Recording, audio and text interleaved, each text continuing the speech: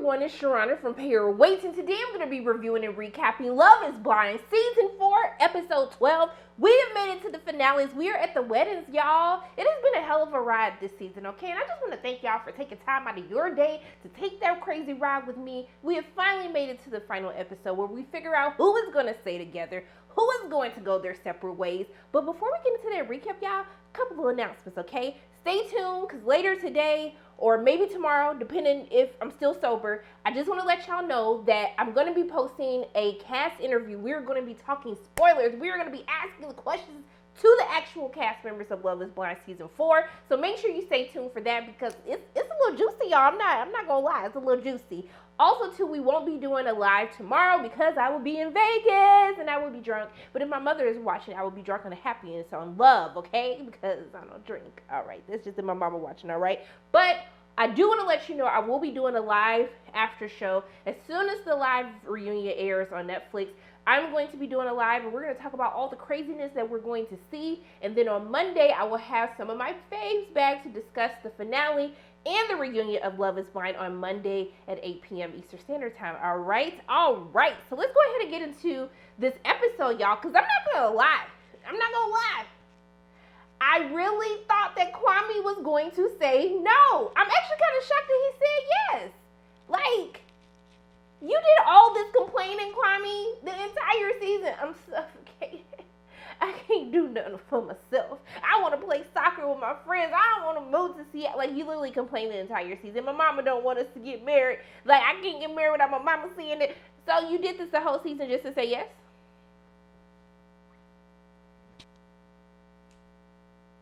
Was I the only one that was shocked? Don't act like y'all wasn't shocked, okay? I just knew he was finna say no. I knew he was finna shout, freedom! And then run away, okay? After he told her no. But he said yeah, okay? He said yes. Now, I was a little confused. Chelsea is someone who has been dreaming about every single detail of her wedding day. I thought it was a little weird that, like, she didn't know what to do with her hands when they said, like, I now pronounce you husband and wife, you can kiss your bride. It was a little awkward. I was like, Chelsea, like, I don't expect that from you, because you've been dreaming about this moment probably since the day you were born, okay? That's all I'm going to say. But Kwame feel like he being held hostage, okay? He might say he in love, and he might have said I do, but my man still be looking like he's held hostage. But I just want somebody to look at me the way that Chelsea looks at Kwame, okay? It do be a little creepy at times, so let's take the creepiness out of it. But the way that she looks at him like, that's my man. That's my husband, okay? I love him. I love his dirty drawers, okay? I was just like, she in love, y'all. Or is she in love with the idea of being in love? But she loved that man, okay? She really loved that man. The only thing that was taking me out is how she kept touching his face. I just don't like when people touch my face. It's just really weird. Like, it just does something to my spirit. But yeah, we'll see if they made it to the finish line by the time we get to the reunion on Sunday. You just never know, because he was saying a lot of stuff in the confessional. So I don't know how some of these confessionals went with the couples after they got to see what they were saying during the process. But let's talk about Michael and Paul, okay? Now, Micah's sitting up here talking about that, like, me and Paul have similar outlooks on life.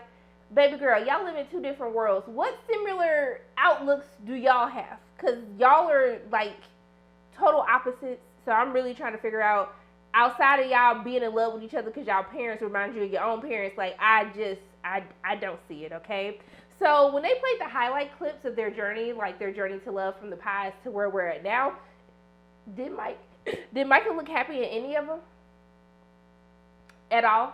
Just a little bit? I don't think so. But I really wanted to have a serious discussion on how Paul's curls be popping. Like, Paul, I know you said no at the altar, but I do feel like a little brand sponsorship for your curls. Like, I feel like that's in the future for you because you deserve, all right?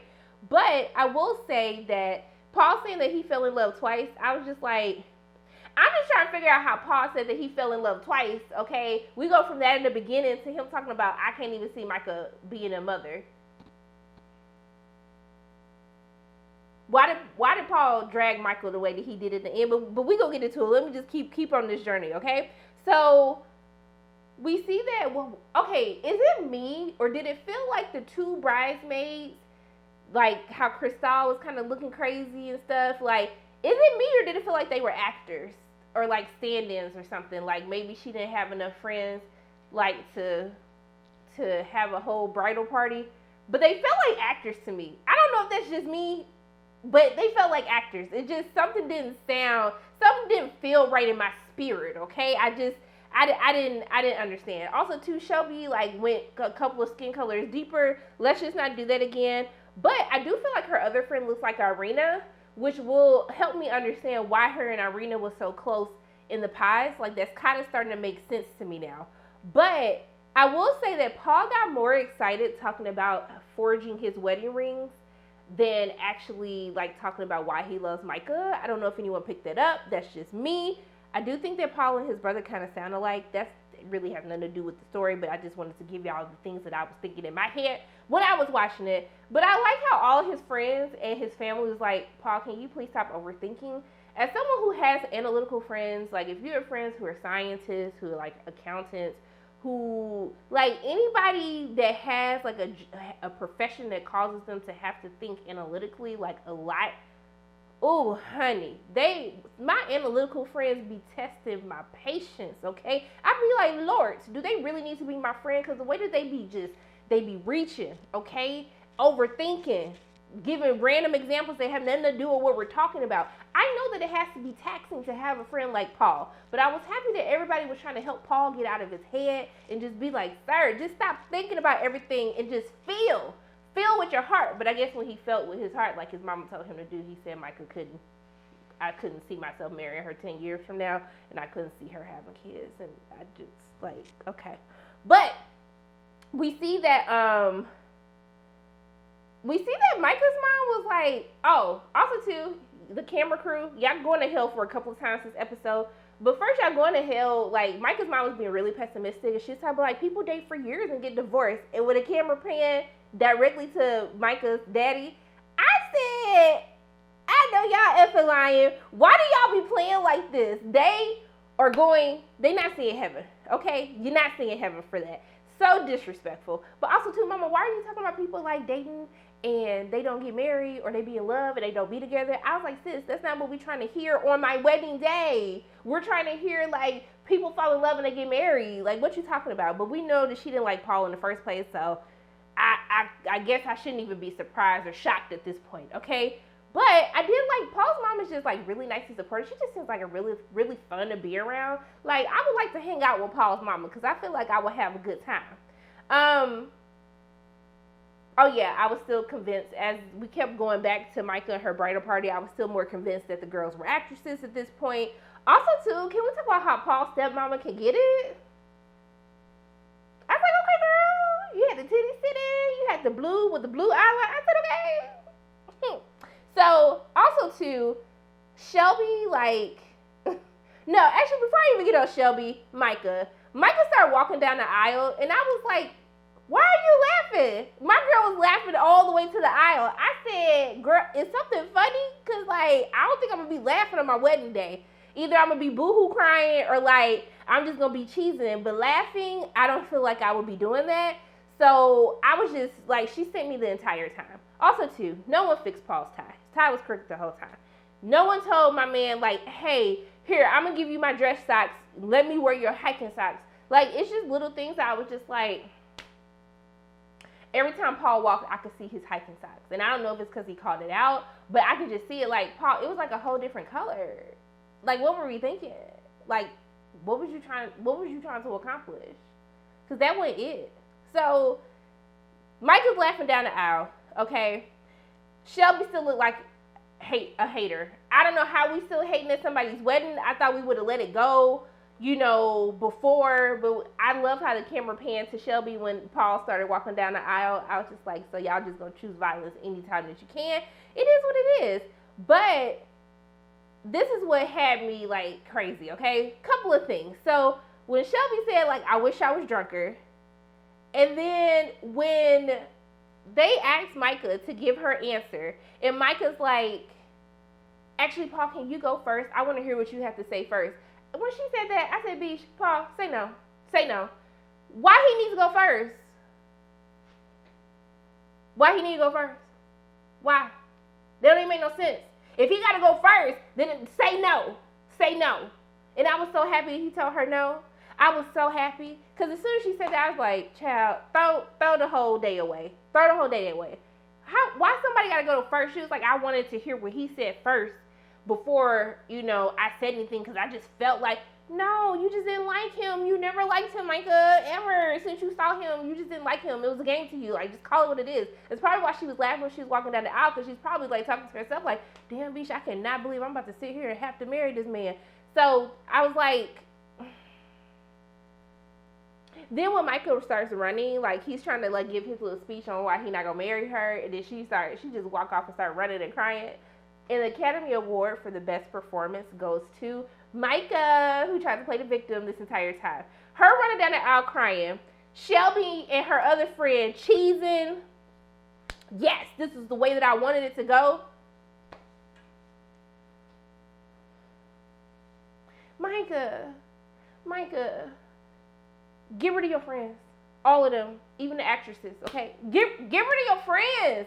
I wish that I would be getting married, and then somebody told me no at the altar, and then I'm running out crying, and my friends are cheesing, cheering, clapping. Yes, I'm happy that he told her no.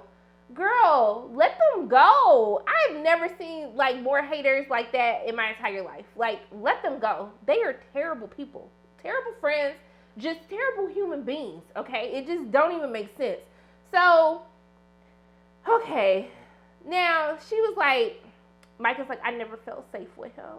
I just always felt like, I just felt like he just wasn't in it. And I was like, girl, why are you talking about him like you should be talking about yourself, knowing that you want to end this from the beginning, okay? I didn't understand.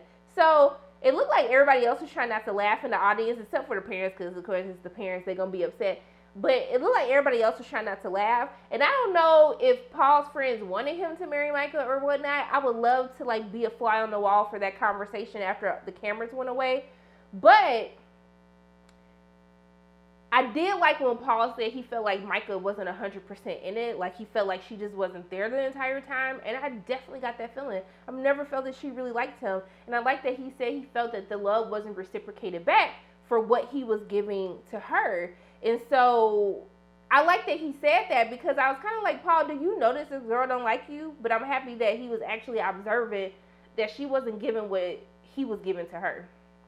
Now, did Paul have to drag Micah like that at the end of the episode when he said, I can't imagine marrying her 10 years from now? I said, Paul, wait a minute. I'm going to lose my eyelash, y'all. Paul, you just sit up here hugging her, talking about I love you and all this stuff. And then you talk about you can't even, first of all, he said he couldn't see her being nurturing, which I get because she's a mean girl. Couldn't see her, like, being a mother. Couldn't envision yourself marrying her 10 years from now. I just really didn't feel like Paul had to, like, drag her like that. He kind of dragged her for filth. I don't care what y'all say. He dragged her for filth, okay? But I'm never happy for people to be upset. But in this case, since Micah never cared about him, I'm happy that they decided to go their separate ways. But never say never. We never know what happens until we get to the reunion, child. So, Brett and Tiffany, they're just so beautiful, okay? Like, when Tiffany was talking about how she loved him and why she loved him, child, I said, Lord, send me a Brett, Lord. Please send me a Brett.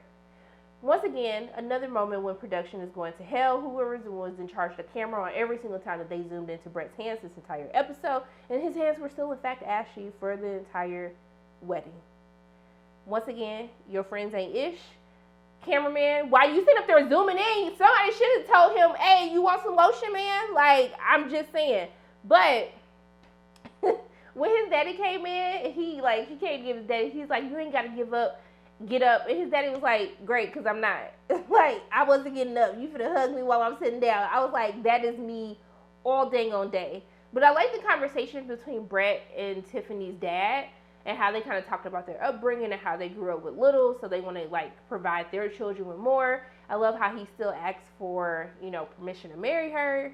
And also, too, like, he talked more about, like, his family dynamic. His mom suffered from mental illness, and how that kind of, like, put an effect on him and his family. I really liked him, like, continuing to be open and vulnerable, just more of men being vulnerable. I just think it's, like, the most attractive thing that a man can be is vulnerable and know how to actually communicate.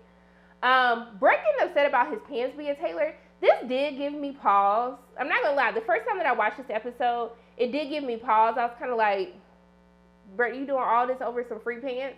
But I get it. It's his wedding day. And as Tiffany said before, like, he pays very close attention to detail. He's an engineer. So then I was kind of like, okay, I mean, it is your wedding day. Like, everything should be going perfect. My man's went all the way in his suit to the tailor's to make sure he had his pants right. So he got it together. His hands were still ashy, but he got his pants together. But I love that when we saw Brett and Marshall interact with each other, how Marshall still came to support him. I got really sad when he started getting choked up because he was like, you know, I thought I was going to be here. I thought this was going to be me. It was just really sad what happened to him. But I was happy that, you know, Brett's always just giving advice and how he's going to be there for his friends. And I just really love the brotherhood that they have and the friendship that they have. I just think it's actually beautiful to see. Now, once again, production zoomed into his ashy hands. Y'all still going to hell, not going to see heaven. But I like how Brett's daddy was like, you sure you don't need this handkerchief? Like, you know, they always say when the bride comes down the aisle, that's when they start crying. He's like, I'm good. As soon as she came down the aisle, he started crying. I was like, yeah, I bet you want that handkerchief now, huh? So I don't understand why y'all won't let my girl Tiffany live, okay? Let her live. I told y'all she wasn't beating the allegations, but y'all, why they bring up her going to sleep in the middle of the vows? I was just like, now y'all know y'all disrespectful for this, but it is what it is, okay? But their vows were so beautiful. Like, I just love them so much. They just make my heart smile, and we need to protect them at all costs. Like, they're literally like my favorite couple of all the seasons. I know, of all the seasons. But when she said, can we get a quickie in before the reception? I was like, my girl, that's what I would have been doing, okay? Because, you know, but, you know, it wouldn't be a quickie because I'm a virgin, but, you know, my mama watching it. But, yeah, I just love them. Bubble wrap them, protect them at all costs, okay? Bliss and Zach, last couple. So, now, the production did not have to start off in their journey of playing the clip where he broke up with her. Once again, not seeing heaven.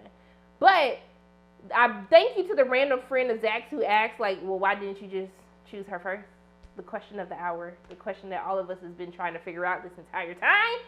He keeps bringing up this whole thing about family, and this is when I just be thinking therapy.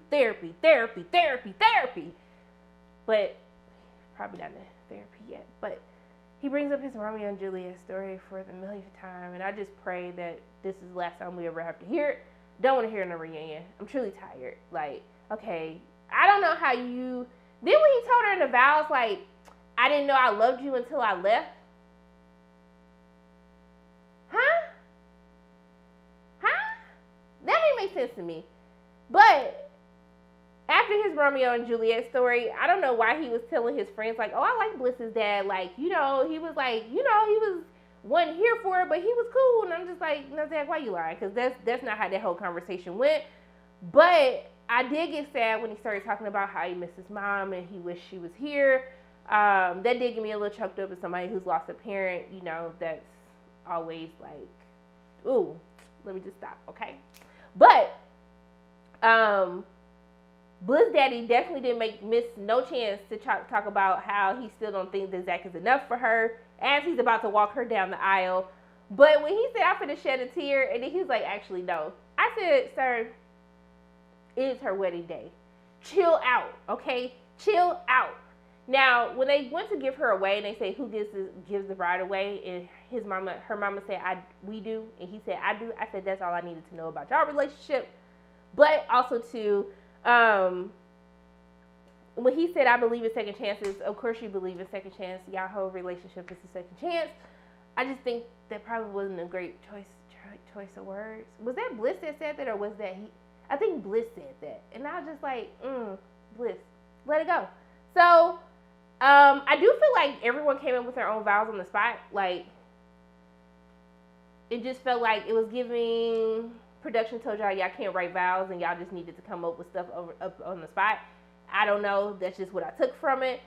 I saw Zach with a little turn dip and kiss with Bliss. I was like, okay, Zach, I see you. You better, okay. You better be suave. Okay. I would have failed. But I do think Zach and Bliss are cute together. They love each other, child.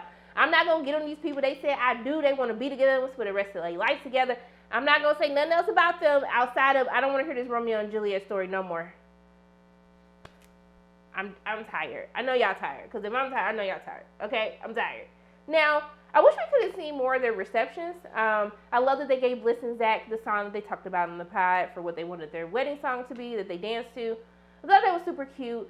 To be honest with y'all, I never really like care about the finales that much because I really just need to know, do you say I do, I don't? I really just trying to make it to the reunion because y'all all happy go lucky because you ain't seen what your spouse been saying in the confessional.